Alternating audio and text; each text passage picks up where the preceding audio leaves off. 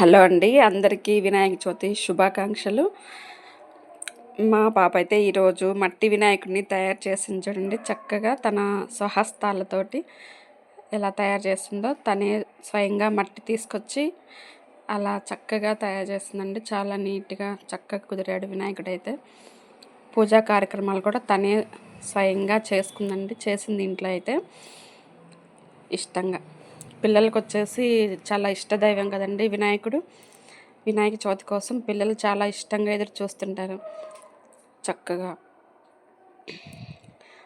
దీపారాధన మొత్తం వచ్చేసి మా పాపే చేసుకుందండి పూజలంతా. ఇక్కడ వచ్చేసి బుక్స్ స్వస్తిక్ వేసేసి ఓం అనేసి పుస్తకాలు అయితే పెట్టేసింది. చాలా ఇష్టం అండి వినాయకుడు అంటే చాలా ఇష్టం పిల్లలకి, ప్రతి ఒక్కరికి కూడా. వ్యూవర్స్ అందరూ కూడా మరొకసారి వినాయక చవితి శుభాకాంక్షలు అండి. బాయ్.